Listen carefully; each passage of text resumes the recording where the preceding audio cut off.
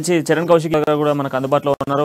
So Kaushik గారు మొత్తంగా ఇప్పుడు మరి కాంగ్రెస్ కూడా దశాబ్ది ఉత్సవాలపై ఫోకస్ చేసినట్టుగా తెలుస్తోంది. మరి మీరు ఎలాంటి కార్యాచరణ తీసుకుపోతా ఉన్నారు, ఎలాంటి కార్యాచరణతో ముందుకు రాబోతా ఉన్నారు? మొదటగా అసలు దశాబ్ది ఉత్సవాలు అని చెప్పేసి టీఆర్ఎస్ పార్టీ అంటా ఉన్నారు. కానీ దశాబ్ది ఉత్సవాలు చేసుకోక ముందు అసలు టీఆర్ఎస్ పార్టీ చేసినటువంటి ఘోర వైఫల్యాలు చూసినట్లయితే 7 మండలాలు ఆంధ్ర రాష్ట్రంలో కలిసినాయి.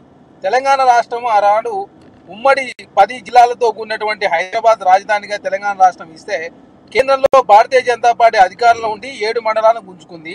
ఆనాడు 9 సంవత్సరాల కాలం పాటు కేసీఆర్ గారు భారతీయ జనతా పార్టీ సహకారం అందిస్తూ అన్ని బిల్లులకు, కానీ 7 మండలాలు పోయినా కూడా కేసీఆర్ గారు భారతీయ జనతా పార్టీ మీద పోరాటం చేయలేదంటేనే ఏ విధంగా TRS party Bharatiya Janata party 9 సంవత్సరాల కాలం పాటు కేసీఆర్ గారు కేంద్ర భారతీయ జనతా పార్టీ సహకారం అందిస్తూ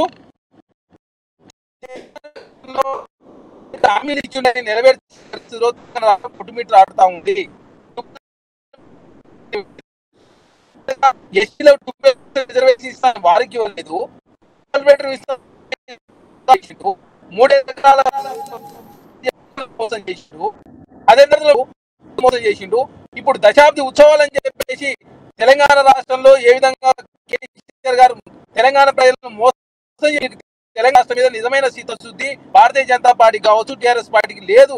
కాబట్టి కాంగ్రెస్ పార్టీ ఈ 10 మేము ఇచ్చిన ఏ ఉద్దేశం కోసం ఇచ్చినాం, తెలంగాణ రాష్ట్రం ఇచ్చిన తర్వాత ఏం జరిగింది, తెలంగాణ రాష్ట్రంలో భారతీయ జనతా పార్టీ ఏ విధంగా మోసింది, అదేవిధంగా టీఆర్ఎస్ పార్టీ ఏ విధంగా మోసం చేసింది తెలంగాణ ప్రజలని చెప్పడానికే ఈనాడు కాంగ్రెస్ పార్టీ ఆధ్వర్యంలో దశాబ్ది ఉత్సవాలను కాంగ్రెస్ పార్టీ నిర్వహిస్తా ఉంది.